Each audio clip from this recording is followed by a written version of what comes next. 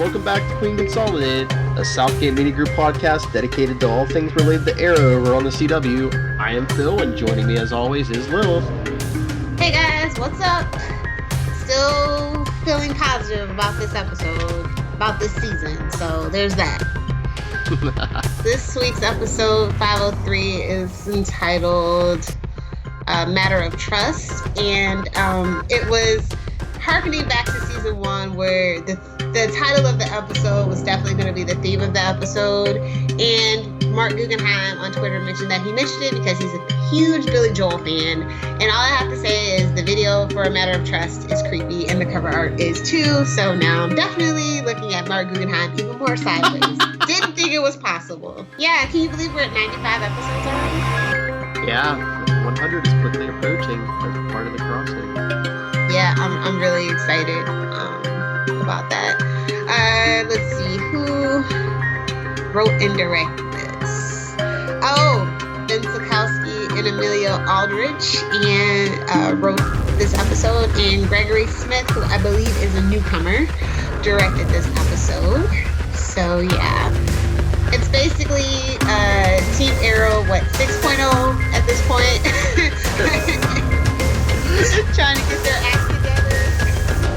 It depends. I think they consider Diggle, Felicity, and Oliver as Arrow. OTA. OTA, but yeah, but I mean, like the original Team Arrow was Oliver. Oliver and Yonsei. Yeah. Yeah. I'm just saying.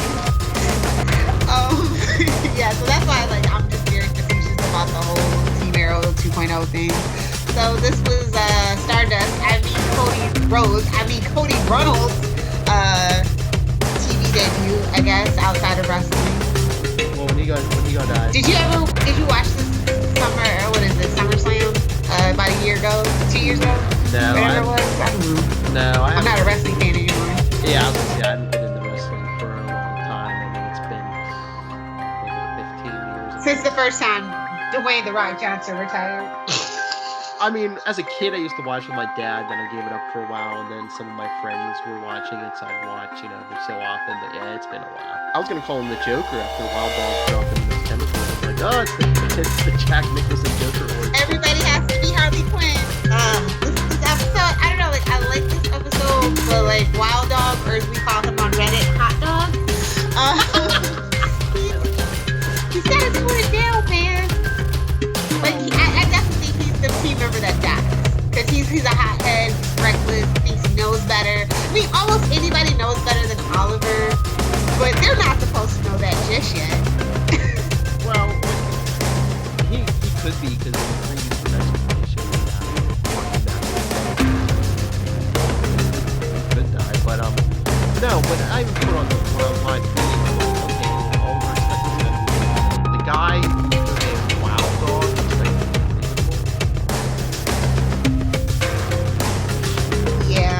I don't know. And Felicity also spilled her secret to make herself feel better. Come on, lady. Come on. Stop being so selfish, please. I can't, honestly, that's the way that it came across. It's not like she was doing it for him. She was doing it for herself. And I have a really big issue. Well, do you think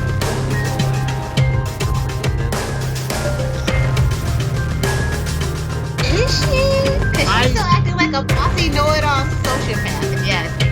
Well, I mean, when she told him that, it was me and everything, I think that's confessing to, one of the victims, so it was either, I don't know, she either wanted forgiveness or she was like, put me out of my misery. Yeah. And we know he's not going to put her out of her misery, so. And I don't think he's going to forgive her. And I think that's going to breed some mistrust, as it were. That this kid's got some crazy powers. I would have kept it to myself. That's all I'm saying. Oh, yeah. I'm like, do you have a death wish? Is this the beginning of the arc for Felicity where she wants to just die because of all her poor life choices, or what? Because that was a great big step towards it. You're still waiting for them to kill her off. I don't want them to kill her off. I want them to write Felicity better. Even Emily Bett herself says she feels more comfortable with doing more comedic things. She's not comfortable with dramatic stuff, and they keep trying to give her dramatic things. It's like, go with what, like, yes, you should push an actor to do better, be better, give them something to sink their teeth into. But if they're telling you that they don't feel ready, maybe you should listen to the actors, you know? Mm-hmm. Just a thought. And can I, since we're on the subject of Felicity, this week I just discovered how ferocious the Felicity shippers can be. Oh God! Did they get you? Did the velocity? What are they called? The velocitors. I didn't even mention Felicity when I was live tweeting on Tuesday. I was live tweeting The Flash, and I just put up one of my last tweets with something like, oh look, spoilers. Barry actually defeated somebody without throwing a punch. I'm like, Oliver couldn't have done that, and it was just, it was just hatred from them. It was just like, yeah, well, at least he wouldn't change the timeline and kill his best friend's brother. F you. Oh, yikes. I'm sorry that happened to you. I'm really actually surprised that they don't, I just say how I feel. It's like, I love Emily Bett with all my heart, but I hate Felicity, and I just want a better written for she is the female lead. We have to deal with that now. I mean, I think it should be Thea personally, but she is what it is, and we need to do better with what we have. And they need to listen to their actors a little bit more. So that's all that I'm saying. Mm-hmm. You lied to me, by the way, on Facebook, on our messenger chat, where you said this episode was terrific, like the hit towards Curtis, like the fair play wrestler, the whole golden age reference was awesome for me, but everything else about Mr. Terrific right now is poop. Sorry, I just meant he was dressing the part. I love the fair play jacket, but some things from the comic books just don't translate well to TV. And that big black T across his face just is one of those things. Yeah, because give him Diggle's Magnegro helmet if we're going to go there then. It's got a T in it. It's got a T in it. There you go. If they could do something where it doesn't look completely like face paint, because in the comic books, doesn't he have stuff built into that? At least night vision stuff or something? Yeah, well, and we're also not at that level with Mr. Terrific and his gadgetry either. So, I mean, we've been teased about the T-spheres and all these things, but he's not there yet. You know what I mean? So he's got to earn it. I get what they're saying, but I think maybe they need better makeup artists because, I mean, let's just put it this way. David Ramsey is a handsome man that doesn't need a lot of makeup. And the reason why they gave him a mask instead of face paint, I don't know. But not all makeup artists can work with all skin tones is the way that I took it. Because Evelyn's little grease paint, Jessie Quick eyewear thingy looked okay. Yeah, and that was just over the eyes. I mean, that T covers most of the front of his face. I don't think he has the cheekbone structure for the T or something. It was just something very off about it. Mm-hmm. But hopefully they'll get there with the costume. Yeah, but I don't think we're gonna get to him and the technology for a while because it seems like they've dropped that with him, and he's just Oliver teach me to be a tough guy. He's a black male gay Felicity. Yes, I'm aware. Yep. I'm sorry. I have high hopes for Curtis. I like Echo a lot. He's very enthusiastic about being a part of the show, and I like his reaction to the fandom. To a lot of things because it's a lot of faux pas. It's really kind of amazing in this day and age to watch actors kind of stumble through social media and kind of learn their lessons, and it's been a journey for him already. But he is a treat, and he's a really nice guy. If you ever get to go to I think Heroes and Villains Fan Fest is probably one of the best, I'd say, conventions for the Arrow people. So yeah, if you get a chance, he's a really cool dude. He's still young and just really just he's just got to rein it in. But I have high hopes for him. I do. Yeah. So we get that district attorney finally, Adrian Chase. and who is Vigilante on the show as well as the comic books. I was just like, but we already had Laurel Lance. Just saying. Wouldn't you? I mean, I'm cool with the Daredevil light. I'm cool with it. Don't get me wrong, but we already kind of had a character last season that could have fulfilled this role. I'm just throwing that out there. They need to do deeper background checks on these DAs. That's all I'm saying. Yeah. But who do you think? Do you think that my personal theory is that he was talking about Laurel Lance 12 years ago. She went with the wrong guy. Maybe. I'm trying to work out the timeline. Yeah, maybe. I'm trying to think how long Oliver and Laurel were together, because that was pre-Island and everything. Yep, 12 years ago. I mean, they're. Well, I think Laurel was fresh out of law school when she was working at Canary. So, I mean, not fresh, but like a year or so out. Because I thought he said, well, I don't think it was this episode, maybe last one, Oliver said something about it. It's been 10 years since he originally got stuck on the island. Yeah, because 5 years of flashbacks and 5 years of show. Yeah.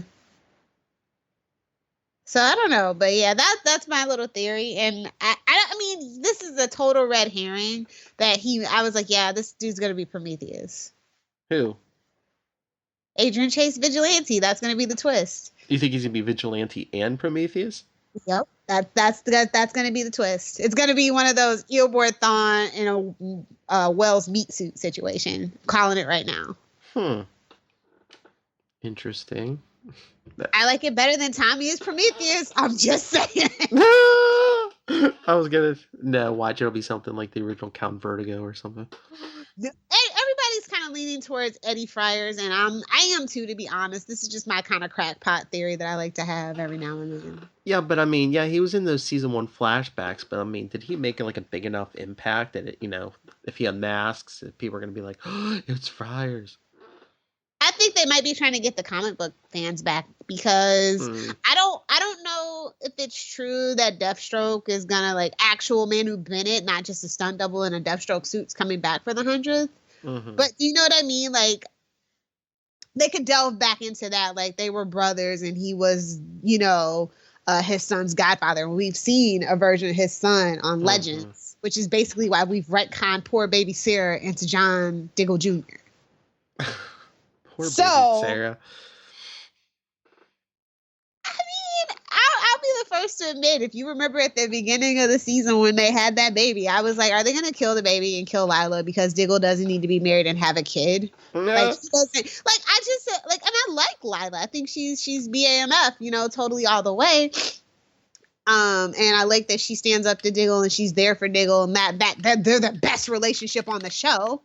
But I just wanted more for Diggle. I just felt like they moved way too fast, way too soon. And it's like when the Brady Bunch brought in Cousin Oliver, it's like we really aren't at that point in the show just yet to be having cute babies for the sake of cute babies.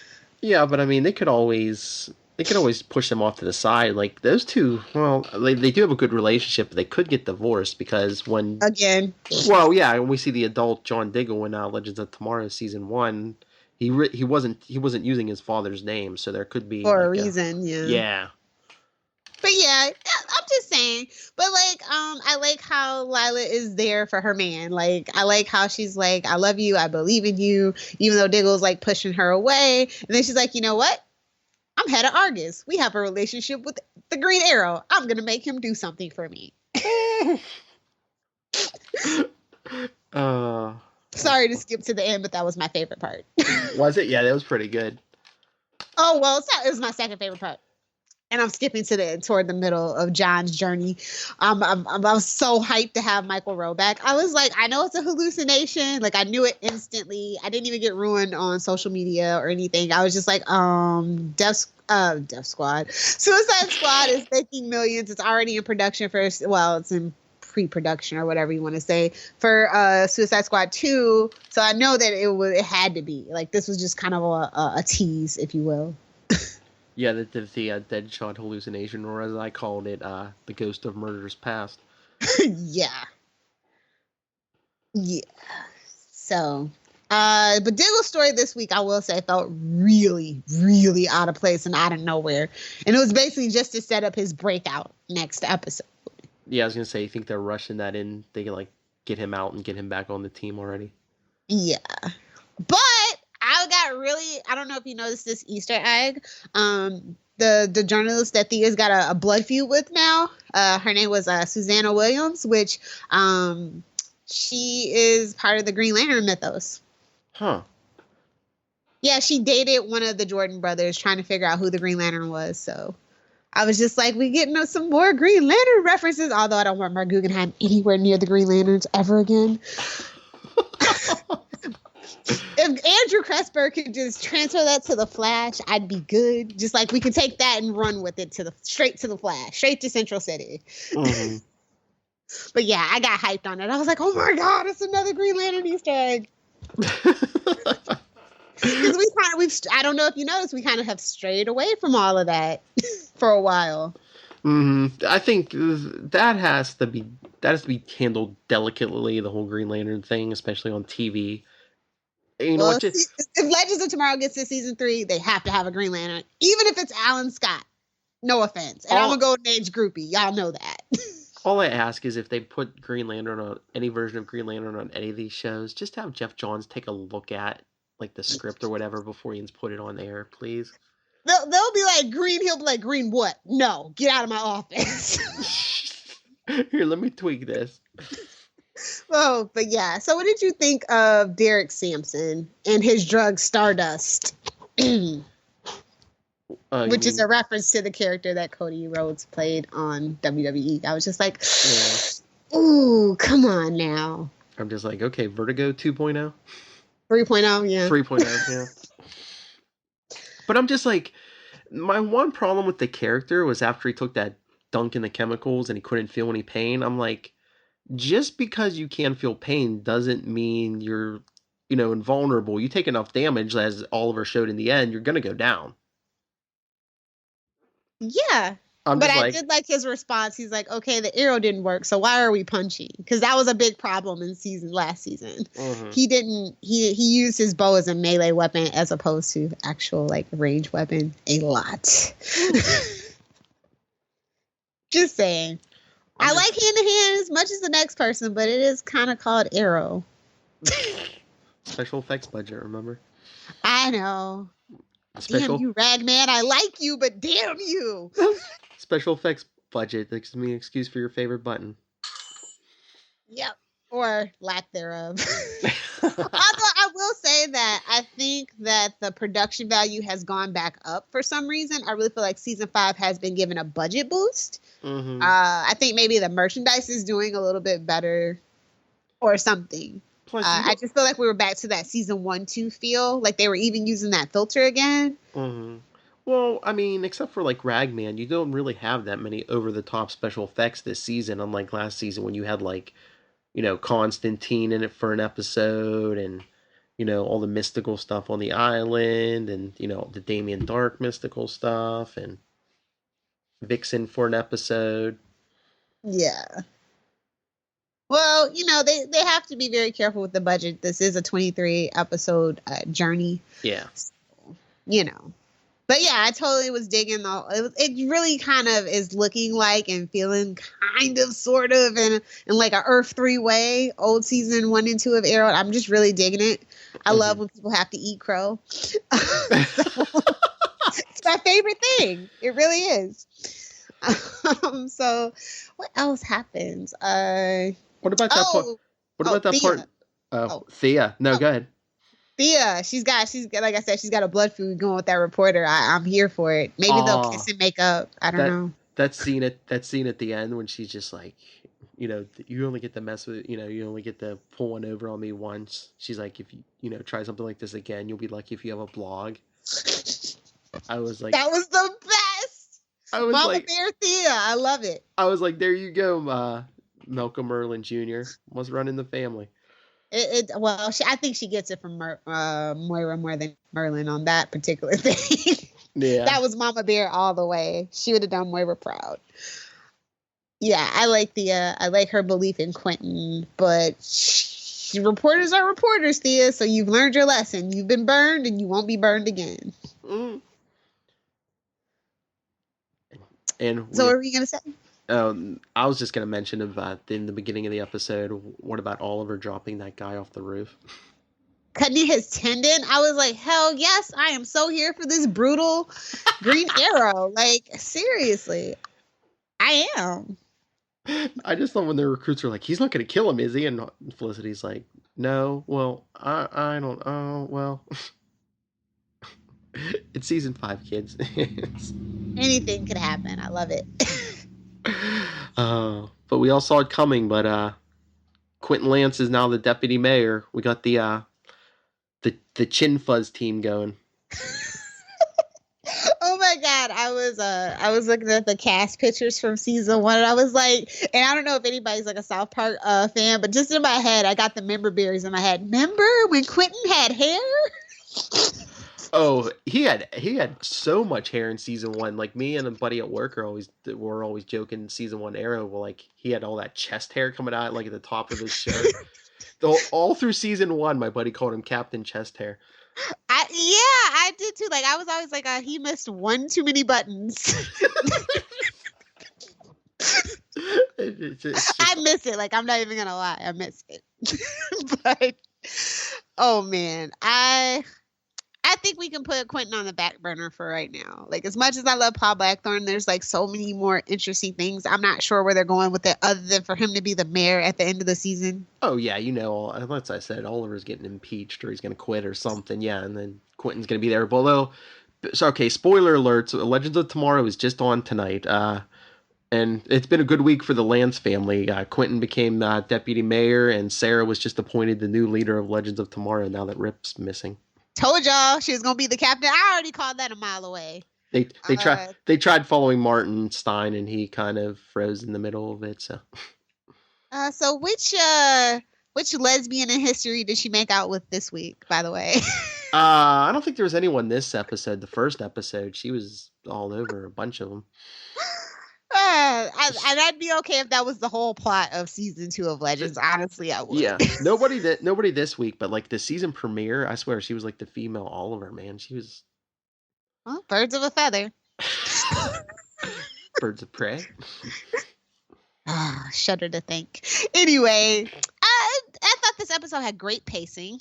But for some reason, I don't know what it is. Blake Neely's just like super busy, but I've noticed that his composing and his scoring in this show in particular has not really been there. He does do the other shows except for Supergirl. Somebody else does that, but yeah. So I don't know. I don't know what's up with that. But if it's not Blake Neely scoring it, it just doesn't feel like Arrow to me.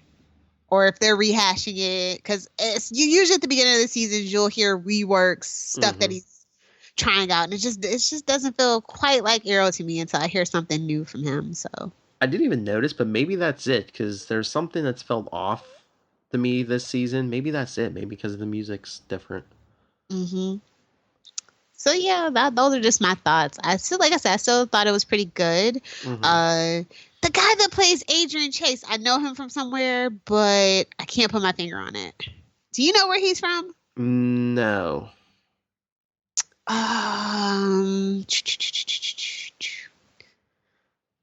It'll come to me. It'll come to me next week. Okay. Did you notice any other Easter eggs? I don't believe so. Of course, we always get Channel 52. Just like the podcast. Whoa! Shameless plugs are my territory, buddy. Kidding. Helping you out. What do you think of Felicity's new boyfriend? Billy Malone. Nickname matches. Oh no! They've stolen enough Batman stuff. I don't get his angle. I'm thinking I thought maybe he was. I don't know. I don't like him. Do you think he's the new traitor? Because usually there's like a traitor, he really calls into a crime scene. Like, really? Yeah, exactly. It's like, it's usually Thea who dates like the mole for the bad guy. Yeah. Maybe it's Felicity this season. Yeah, probably. What if I mean, he had to be suspicious about that rag. And I was like, are we going to say her name was Reza? Or nah, last week I forgot to mention that. what if he's Prometheus and, like, Oliver killed his brother or his mother or something in season 1? Who knows? Or he gave his sister an STD. Who knows? Oh! Sorry, I couldn't help myself. I mean, we are harkening back to, pre-Island Oliver. He was quite the douchebag. Oh, the flashbacks. Yes, Russia. I still love it. Yeah. I still love David Nikhail as Anatoly, so. What did you think of him having to trust his Bratva brothers and the whole sharpening their knives on his back? Yeah, I thought that was pretty cool. And it looks like they were all hitting the same spot almost. Yeah. I don't know. I like the flashbacks. I like this Bratva thing.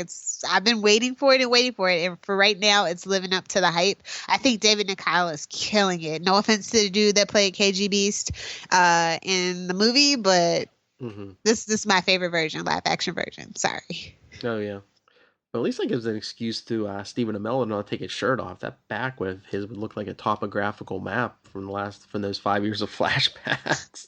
I know.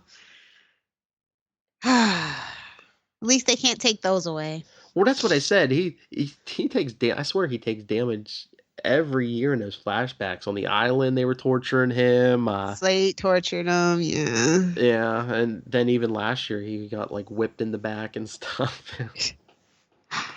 Yeah, man. Somebody wanted to be really deep this week because there are a lot of like literary references. When Floyd was talking about My Kingdom for a Heart, that's like a Shakespeare reference from Richard III. And then Felicity said, heavy is the head that wears the crown. And she's like, I don't know if I'm referencing Shakespeare or Tupac. And I'm like, it's Shakespeare. Tupac never even had a line close to that. Stop it. Just stop it. And then we got a Mark Twain reference when he's like, reports of my death have been greatly exaggerated. Yeah. I knew that was gonna be uttered. I just knew that one. Oh, Felicity was shit. Felicity's just that valley white girl. Oh, was that Tupac? Well, she's so much better than that. I just, she's a plot device now, and it's a shame. Yeah. Do you think her time has come and gone? I think we should introduce Ronnie Raymond's father and have them fall in love, and then she can at least be comic book accurate. She'll have that going for her. Oh, I think that for her being comic book accurate, that ship had sailed a long time ago. It's never too late to fix a mistake. Just say you're sorry and move on and do better. What else happened? Oh yeah, we finally got a Casey Jones reference. I was waiting for that one. I might have missed that. What was that? Where he's like, the guy's like, something about a guy fighting crime in a hockey mask, and Oliver's like, I think it's pretty cool. Oh yeah. It's just like, okay, finally we've gotten it out of the way. This was a little hokey and cheesy, but that's okay, I think. Right? This episode was a little cheesy. Well, like I said, it just seemed like, the guy gets dunked in the chemicals. There's your Joker or Harley Quinn, and I don't know, I don't know. I think that, trust is not given, it's earned. You know what I mean? Some people like to trust people until their trust is broken. I think trust is one of those things like respect that needs to be earned. So I really am at a fundamental philosophical disagreement with Felicity and her rush to push all these civilians into vigilantes. Like, what is her deal? Like, it's just really weird how they're writing Felicity. They even made the reference to mommy and daddy. And I'm just like, please never say that again. Yeah, and it's just, I mean, forget their skill levels. That they still need time to hone their skills. But the new team, it's just Oliver hasn't known them that long. They haven't known Oliver that long. There hasn't been enough time for trust. Yeah. I mean, he unmasked. And why was the teenage girl the best one out of the new team? Like, what? She didn't whine. She wanted to actually follow the rules. And it's I know Curtis isn't a fighter yet, but he was an Olympic athlete. They even mentioned it. He shouldn't be completely clumsy. Maybe he has a chip and it's malfunctioning. Ooh. Ooh. Put your tinfoil on for that one. Hey, that would explain how he can control the T-spheres. Like they actually even know what a T-sphere is besides a quick glance at Wikipedia. Come on. Like they have a disdain for comic book canon. This whole crew does. Like ever since Kressberg and Belanti like gave the mantle to Mark and Wendy Merkel, like that's just been the rule of thumb. And they are very proud of that on social media. Like I'm not making that up. It's been in interviews and stuff. So, as a comic book fan, especially as a hardcore Green Arrow fan, it's just a little hard to swallow sometimes when they say that. But shows. I mean, T-spheres could look cool, and they probably wouldn't be that big of a special effects budget. Put some flashing lights on them and stick them on some fishing wire. Come on. The Addams Family. Oh no, the Munsters.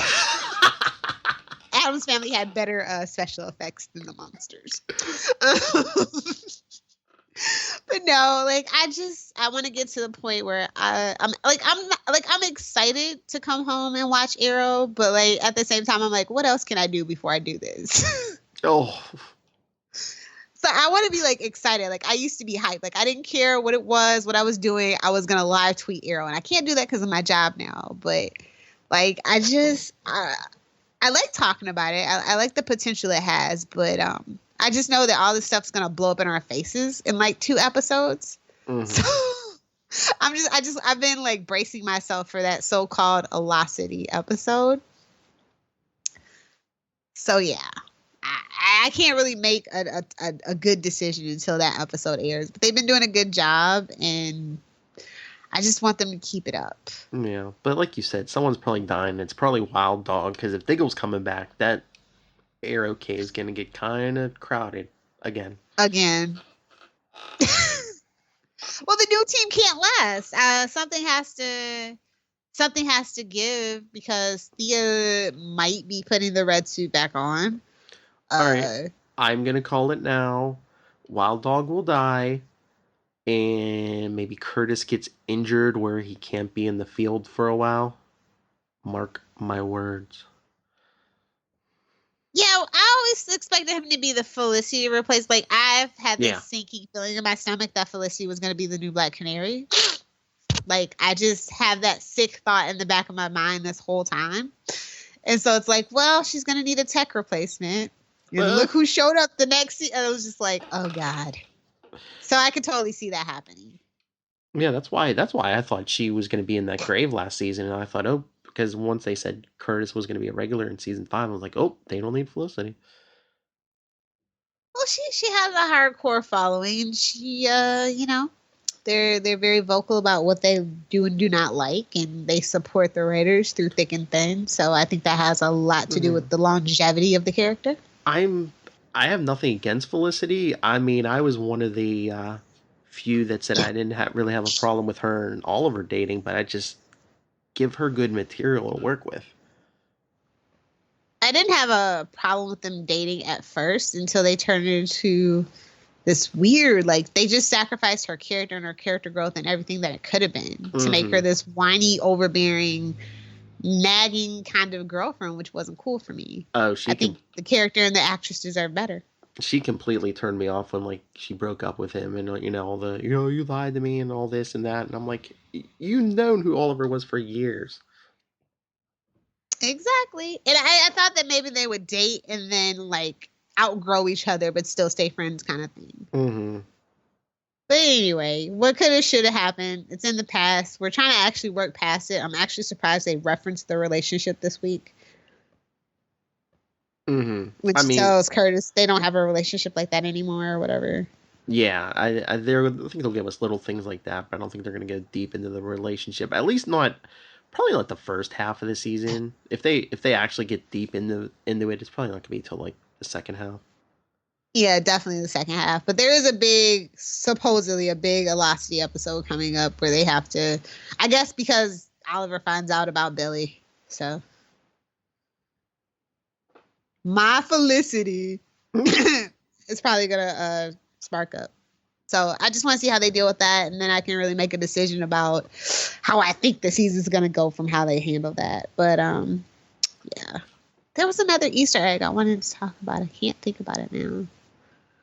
Oh, I was being really facetious about the beginning because I don't know if you know this about wrestlers or not. Like I said, I used to be into wrestling a lot, and Cody Rhodes was like Rhodes is his like family stage name. Like his family's like was big in the WWF, which turned into the WWE, and they actually owned that last name Rhodes, so that's why he was probably using his real name Reynolds. Oh, was he What's that, kids? Was he related to Dusty Rhodes? Okay. That's his dad, I think, right? Yeah, his dad. I think, yeah, because I knew he had a son. Okay. And then he had a brother too, so that was in the wrestling. So yeah. So yeah, that was my little. I know what's up about wrestling every now and then. So yeah, that's pretty much all I want to talk about for Arrow. I do want to remind you guys that Green Arrow number 9 is out. It is part 2 of Island of Scars arc, and it is awesome. If you haven't been reading Green Arrow, you need to start reading Green Arrow Rebirth because it's been one of the best titles for sure. Yes, hear. And if you want to hear more about that, be sure to be on the lookout for World's Finest, where we break down that comic along with a lot of other comics of this week. So, yep, you can find that on Channel 52. And you can also look for World's Finest, blah, blah, blah. You know the spiel. What would you give this episode as a grade? I would probably give this a... are we doing... I forget. Are we doing letters? Yeah, let's do letters. Okay. I'll probably give it a B-. I gave it a flat B as in boy as well. Yeah, they're kind of losing steam. Like the pacing is there, but it's just like they're introducing so many people, so much stuff. Arrow has that problem. I think they really need to like learn to focus on just a few things and flesh that out instead of throwing a million things at the fans. I mean, can you imagine if everyone's here and then we get into the crossover and you throw in all those other people too? Can you imagine people that don't watch The Flash? Like, I've always kind of thought that everybody that watches Arrow watches Flash, but not everybody that watches Flash watches Arrow. Yes. But I've come across quite a few people who actually watch Arrow and don't watch anything else in the Arrowverse. And that's just insane to me. You're missing, well, you're not missing a lot, but you're missing a lot of like the fun. Well, that's why the first thing they threw into the recap this week was Barry talking to Felicity and saying, I ran back and changed the timeline. Exactly. I was like, who the hell is that for? Oh, yeah. Well, I knew the minute I saw that. I was like, oh, I think it was going to mention his son. You know, people are seriously up in arms about that, but it is what it is. It's the internet. You can feel offended about almost anything. I just think it's sad. Baby Sarah got wiped out. I think Baby Sarah's Prometheus. That's my super, super tinfoily crackpot theory. You erased me from this timeline, but Dr. Alchemy brought me back. Boom, boom. Yeah, but why would she be mad at Oliver then? Would she be mad at Barry? Because she encouraged Barry to be the Flash. Gave him his name, in fact. You're one of the 20 people who told him, run, Barry, run. And also, I don't know. I can come up with something. I can do it next week. I'll let you know. I can flesh this theory out. Okay. Anyway, who is your favorite character? Let me think. Probably Oliver. I think, like we said, he's getting more back to his season 1 roots, and he isn't all mopey all the time. He seems like a more well-rounded character. I mean, he's not perfect yet, but he seems to be getting more well-rounded. I am gonna go with supporting character. I like Evelyn. Like I said, she could be a lot worse than what she was. I really didn't like her in her debut, but I think that they're really trying to walk that back. Especially, they're trying to get those Young Justice brownie points by giving her the codename Artemis. So high hopes for that character. Favorite main character, I'm definitely going to agree with you on Oliver. He's being BAMF, and he's actually standing up to Thea like, hey, what did I tell you, little girl? which is surprising, but yeah, I like that. I'm actually, for the first time since this series has started, really starting to like and root for Oliver. Not just because of my hopes and dreams for him, but because of as he is on screen. So that's a big improvement. Yeah, I like Evelyn. I have no problem with her character so far. Well, this season so far, but she looks very young. And yeah. It's just like, oh my God, there's like a 13-year-old out there fighting her. Well, this is a Batman ripoff. Yeah, true. At least she's not 9. It's our Carrie Kelly. So yeah, that's all I really wanted to talk about. I think, unless you had a favorite scene, we already kind of talked about mine. My 2 favorite scenes, but yeah. No, but they did give us that obligatory, the old cliched. Walking slowly away from the explosion. I know! We haven't had a good explosion on Arrow in a while, though. I think that's why they did it. Oh, like 80s movie, yes! I just wanted to put the sunglasses on. That would have been perfect. I need that GIF. ASAP. Somebody tweet it to me at Lilith Hellfire. Speaking of shameless plugs and self-promotion, I want to remind you guys that you can find us on Facebook, facebook.com/Queen Consolidated. We are on Twitter at QC_SMG pod, and you can email us via queenconsolidated.smg@gmail.com. And we are available on all your favorite podcatcher services such as iTunes, Stitcher, Lisbon.com, and of course, if you are an Android user, over on Google Play Music under the podcast section. Rate, review, and subscribe. And remember to download because streaming doesn't count. Phil, what do you want to shamelessly plug?